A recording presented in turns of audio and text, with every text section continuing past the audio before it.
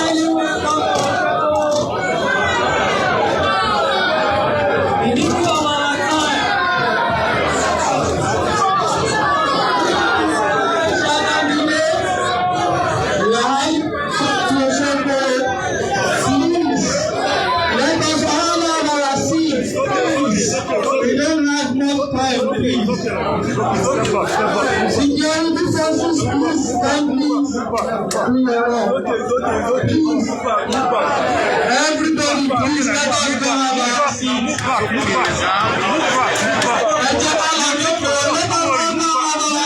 Take your shots, move back. Please let us go and sit down. Cameraman, security forces, please Your Excellency, sir, with your permission, let us all rise for the national anthem. Let us all rise for the national anthem.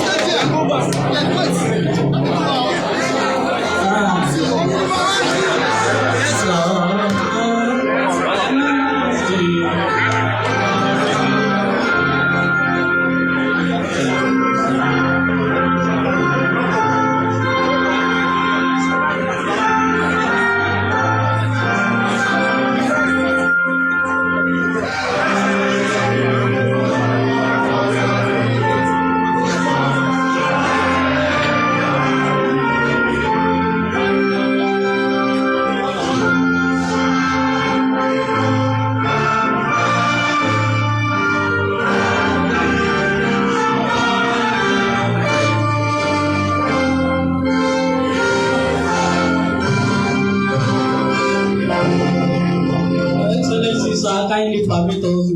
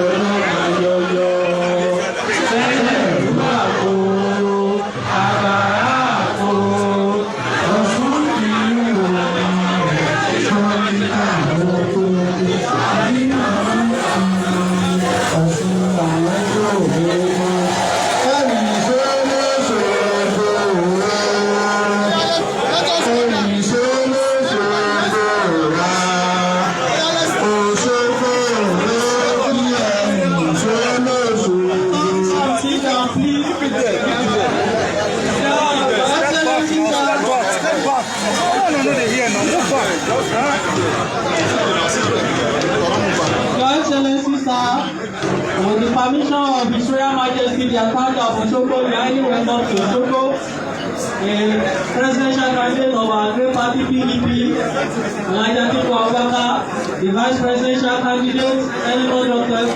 Ataoja, the national chairman of our great party, Senator Dr. and the former Senate President, Senator Saraki, and the newest governor in town, Emmanuel. Highly welcome. Please, without wasting much of our time, I would like to call Senator Dino Milaye, the spokesman of the Presidential Campaign Council. Highly welcome. Ẹ jọ̀ọ́ sà.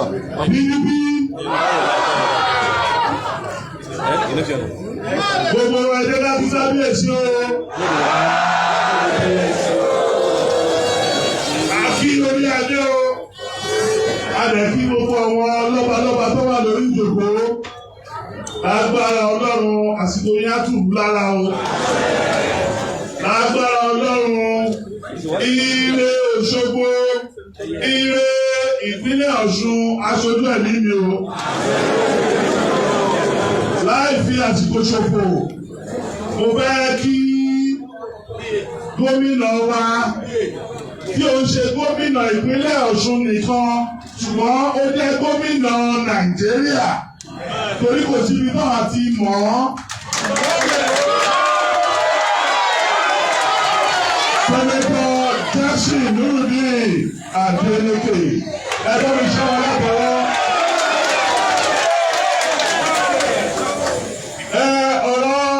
Ọ̀rọ̀ gómìnà ó gba orin nítorí pé ìgbà tí wọ́n jí ìbò ẹ̀ lọ́dún mẹ́rin tó kọjá àwọn òpó ọdún mẹ́rin pẹ́ ṣùgbọ́n láì sọ àsìkò nù ọdún mẹ́rin àti ẹ̀tọ́ ẹ̀ Ọlọ́run fi gbélé lọ́wọ́. Ìjà dópin ogun sí olùgbàlà jagun mọ́lú orí ayọ̀ làwọn máa kọ́.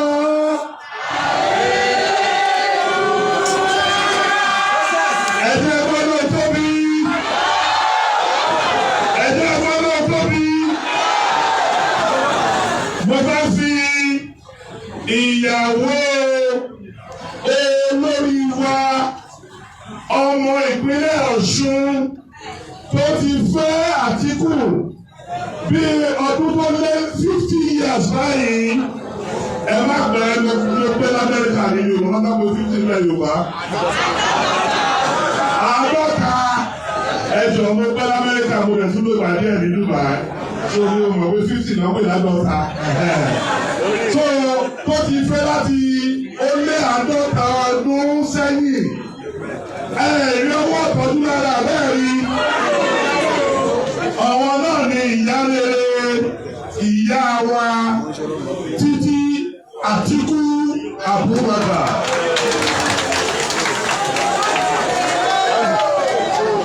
Mo fẹ́ pé national chairman party wa ọkùnrin bí ọkùnrin láti ìpínlẹ̀ Benue ó ti ṣe senate president ó ti ṣe minister ó wá ní olùdarí PDP ní gbogbo àgbáyé lónìí Dr. Senator Iyorchia Ayu. Mo tún fara pé agùntàṣọ lò ọmọ tó fi ń tọrọ ọmọ lọ́wọ́ Ọlọ́run ó ní former senate president ó ní former two-time governor Kwara dókítà dẹ̀ ní Dr. Senator Bukola Saraki. Mo tún wá fẹ́ fi gómìnà ìpínlẹ̀ Ọ̀ṣun ó ti ṣe gómìnà sódà ó tún ṣe talágbádá ó nílò.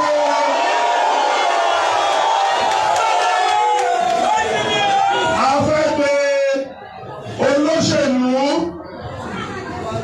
ó ti ṣe mínísítà ó ti ṣe gómìnà ìpínlẹ̀ Jigawa lẹ́ẹ̀mejì òun ni Alhaji Sule Lamido.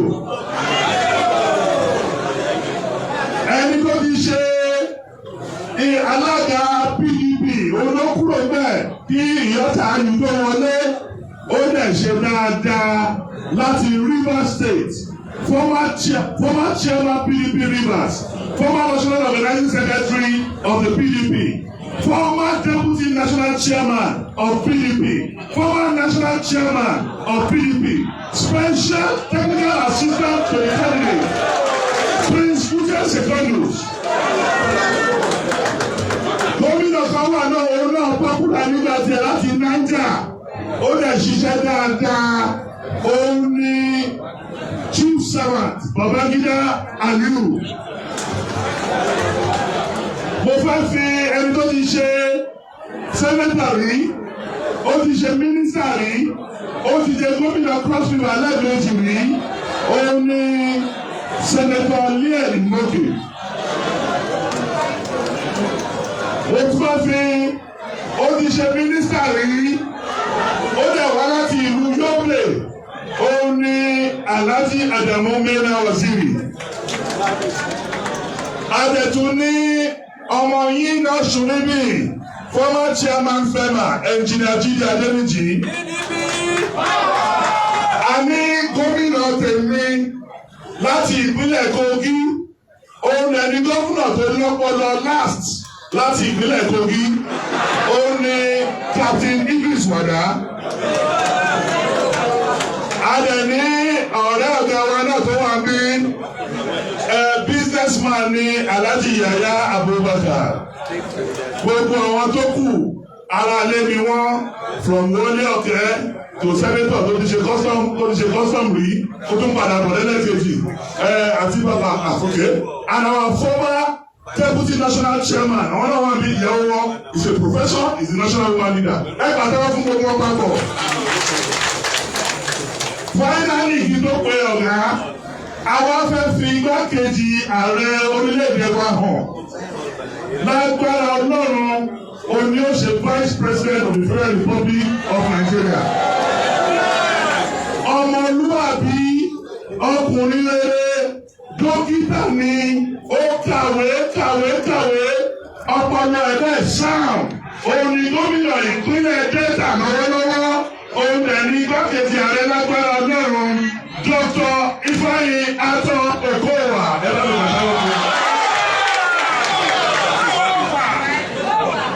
Ìdí tá a fi wálé ní òun ni pé kí Atiku Abubakar wá kí yín, ẹ̀dẹ̀ mọ̀ pé ó fẹ́ ọmọ yín, àbí bẹ́ẹ̀ kọ́? Ṣé àná dáadáa ni àbí kò ṣe àná dáadáa? Ṣé àná dáadáa ni? Gbogbo yín fẹ́ ṣe wà yìí, ẹ ṣàmọ̀ pé ẹ̀rí pé wọ́n tọ́jú ìyá, gbogbo ẹ̀ ló ń jà lára wọn. Ìyà tó jẹ wọ́n Nàìjíríà ó tó, ẹ̀yin náà dé jìyà lọ́sùn, àwọn Ọlọ́run wá ti tọ ìmọ́lẹ̀ báyìí. Àbí kò tà mọ́lẹ̀? Ọlọ́run tó tọ̀ mọ́lẹ̀ sọ́sùn á tọ̀ mọ́lẹ̀ sí gbogbo Nàìjíríà. Ọlọ́run tó bá Adélékè lóhùn, Adé Àtíkù lóhùn. Ṣé ẹ̀dùnmọ́ Adélékè? Ẹni ló bá ti dìbò tó pàtẹ́wọ́.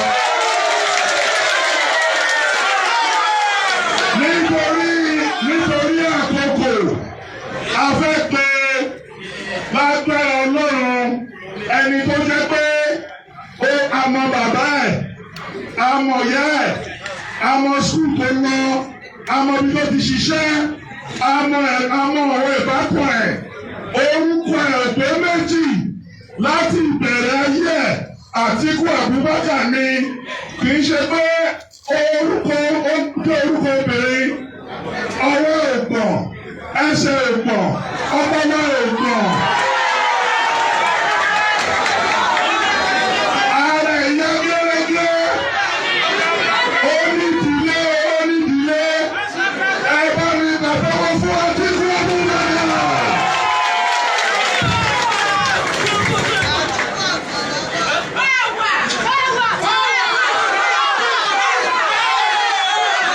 Thank you very much. Thank you.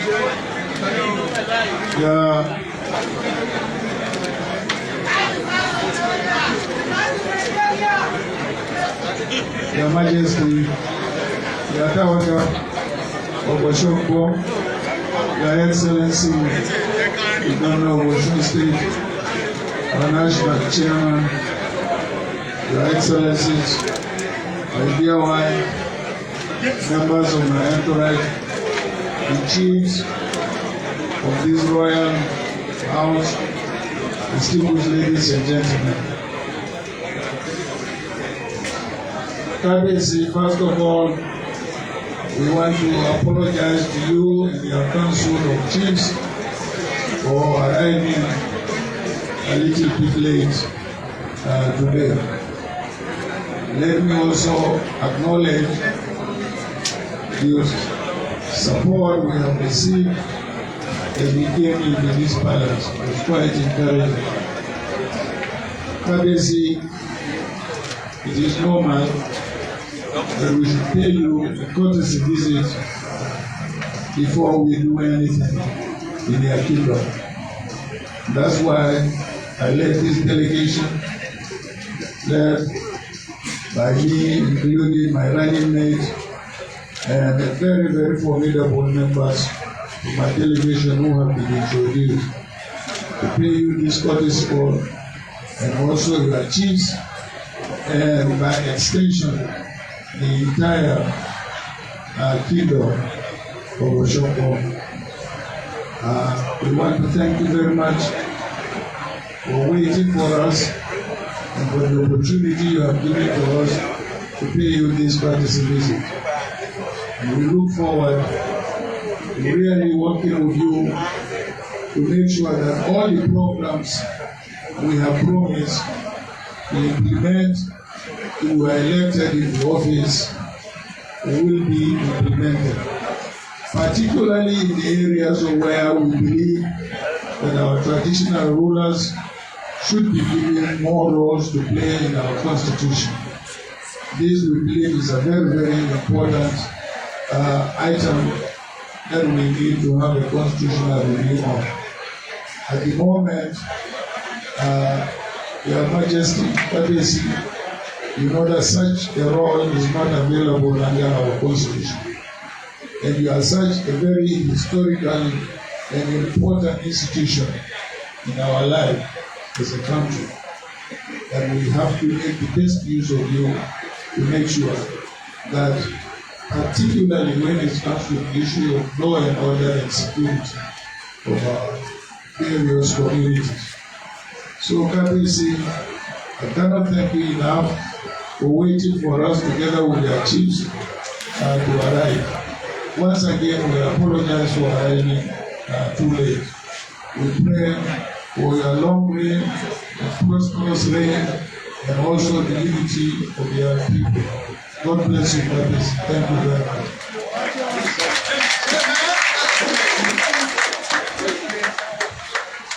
Thank you very much. Ìgbàlá rẹ̀ kí kábíyèsí ní àwọn olórí akínyó ẹ̀ṣẹ̀ ẹ̀kú tọ́jú kábíyèsí o àrígbẹ̀kẹ̀ ẹ̀rẹ̀kẹ́ kábíyèsí náà ẹ̀kúṣẹ́ o.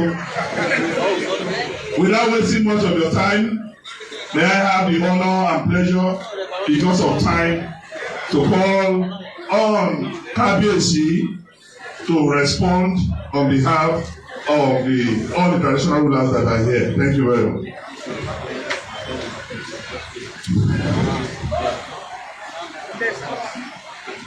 On behalf of Osogbo people, I welcome our incoming president, Ataoja, Atiku.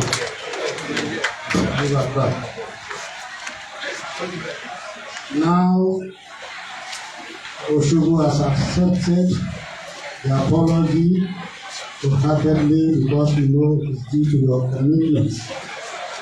Whatever speech you give here for the expected request will be granted by the grace of God. My speech is already prepared and will be read out by the leader of the elders of Osogbo community and the active President of Osogbo Action Council, in person of Hadi Adabi Badmus.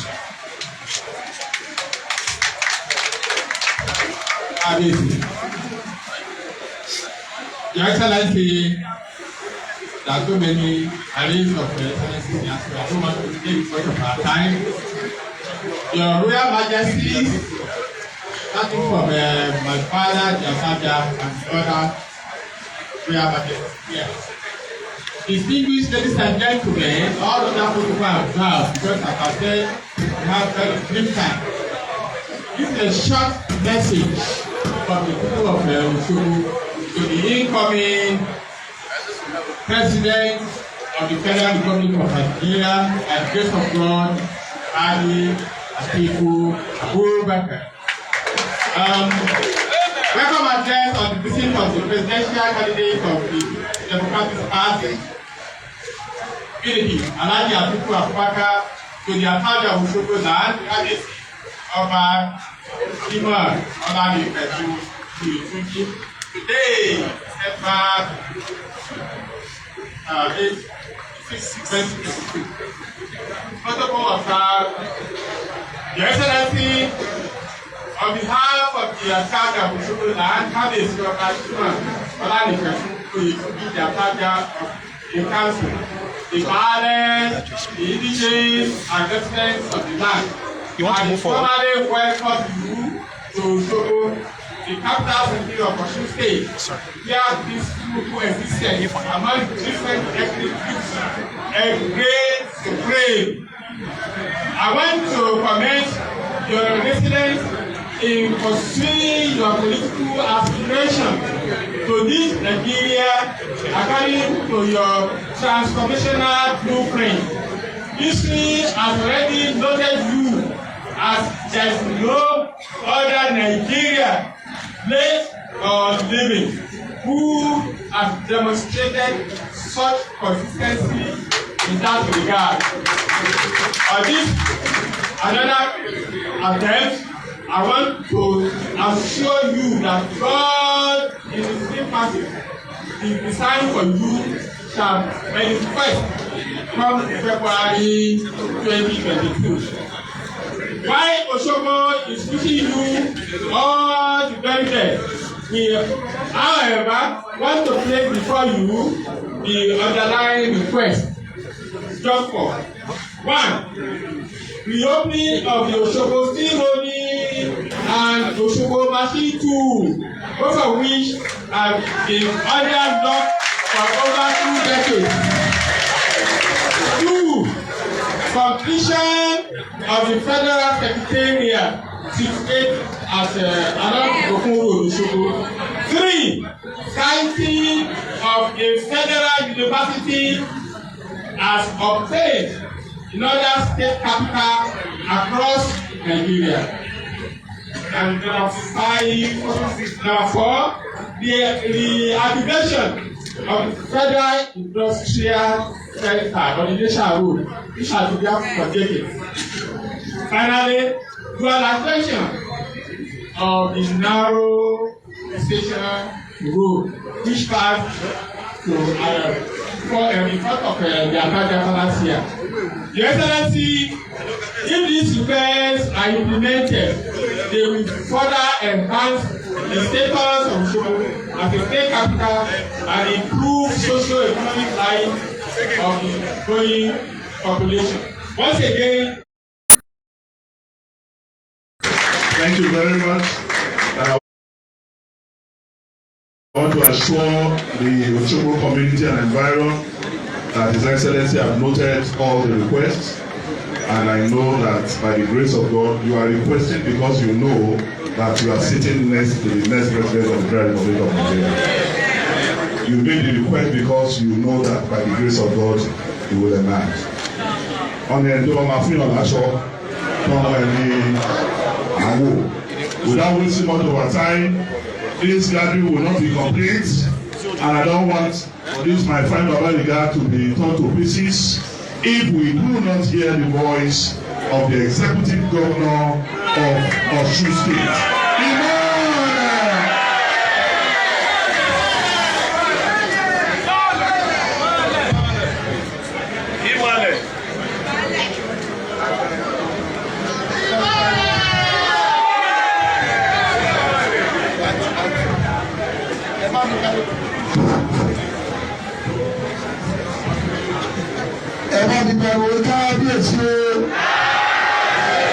kábíyèsí bàbá mo kí àti ẹ̀yin olórí àti gbogbo ẹ̀yin lọ́balọ́ba àti jòyè tẹ̀wá níbí. Our vice, our presidential candidate of the largest party in Africa, People's Democratic Party (PDP), Ataoja Atiku and his amazing wife, our vice presidential candidate, Dr. Ataoja. Because of time, our chairman of the great party, the greatest party in Africa, Dr. Ataoja, all other people to observe because of the time. Iwájú lọ́kẹ́ bìtì nílé sí o, iwájú lọ́nà ọkọ̀ ìwà bílọ, ẹ̀yìn lọ́nà ọkọ̀ ìwà bílọ, àtìmọ̀ dé o, ẹ̀kọ́ àtìmọ̀ dé o, àtìmọ̀ dé o, iwájú lọ́nà ọkọ̀ ìwà bílọ, ẹ̀yìn lọ́nà ọkọ̀ ìwà bílọ, mo ti mọ̀ dé o, mo ti mọ̀ ẹ ṣe. We welcome you to the Ataoja Palace. Osogbo is the capital city of Osun State. And I can assure you, by the time you come by next time, Osogbo will be beautiful. I said Osogbo will be beautiful. The capital is not supposed to be like this. Now that money has taken over, there will be lights all over in Osogbo and the entire Osun State. Sẹ́ni bẹ́ẹ̀ ṣe tó ti mú ọkọ̀ kì í ná. Osogbo rẹ̀ kí ó. Osogbo rẹ̀ kí ó. Osogbo rẹ̀ kí ó. Mo dúpẹ́ o, bẹ́ẹ̀ ṣe tó ti mí. Nígbà tẹ̀lé tó ti mí, mo sọ fún pé màá ṣe gbá, màá ṣe tọ̀hún. Ṣé mi ò ṣe é? Àìsàn máa yẹ wọ̀ lápò ni. Bẹ́ẹ̀ ṣe wá dúró tì mí, màá fẹ́ kẹ́ dúró tì bàbá wa Alhaji Atiku Abubakar. Ṣé máa dúró tì wọ́n? Ẹ sọ̀rọ̀ o. Torí tẹ́ bá ti dúró tì wọ́n, gbogbo ìlérí tó ṣe ó máa ń bú sẹ́yìn. Ọ̀rọ̀ kì í sọ̀rọ̀ kó má rí bẹ́ẹ̀. Tẹ́ bá lè ti lè dúró tì wọ́n tó wá ti wọlé. Èmi bí ń ṣe máa lọ sí aṣọ́kò òṣèré ni ẹ̀ ayé ẹ̀kọ́. Màá máa mú kọ́wọ́ sí Ọ̀ṣun ayé ẹ̀kọ́. Ọ̀wọ́n ló lè ṣe kí ni mo sọ? Wọ́n ti ṣe ni wọ́n ti wà níbẹ̀ rí. Mo mọ tó jẹ́ kí òtútù ṣe. Kì í ṣọ̀wọ́ kan tó jẹ́ pé wọn ò lè rí nǹkan sọ. Kì í ṣọ̀wọ́ tó jẹ́ pé gbogbo nǹkan ọláyé yìí irọ́ ló wà bẹ́ẹ̀. Ayé ẹ̀kọ́. Nígbà tó wá sí nínú oníjó ni wọ́n làwọn olówó tẹ̀ ṣùgbọ́n. Nígbà tó lówó tẹ̀ ṣùgbọ́n kí lẹ́fẹ̀ẹ́ kú sí mẹ́sì. Ayé ẹ̀kọ́. Àwọn tó wá túrú ṣe ni. Ọlọ́run ti gbàdúrà tiwa. Àwọn wá túrú ṣe ni. Wọ́n fẹ́ wọ́n kọ́. Àwọn débi tí a fẹ́ dé tó yí dé. Àṣẹ ẹ̀ṣẹ̀ bẹ̀rẹ̀. Àṣẹ ẹ̀ṣẹ̀ bẹ̀rẹ̀ ni o. Etí wọn á yá. Tó bá yá, wọ́n fẹ́ rán. Tó bá rán, àwa di. Ó fẹ́ dé.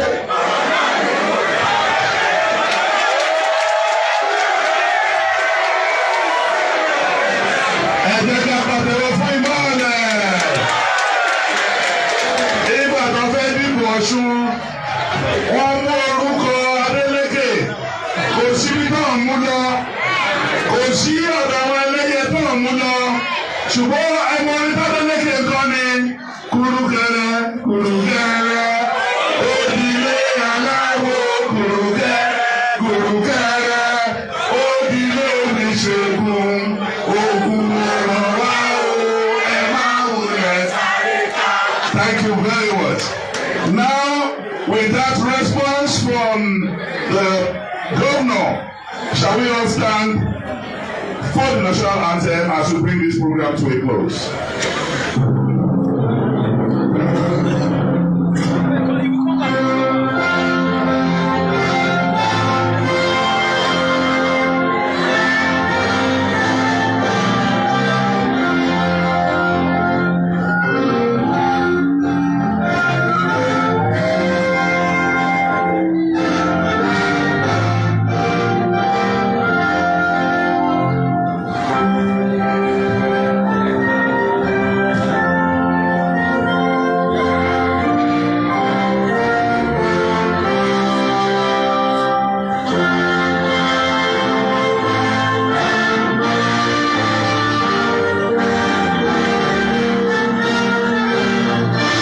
ẹ máa bá wa wo ìkànnì Profession Entertainment PSC TV. Ìgbádùn yín ló jẹ wá lógún.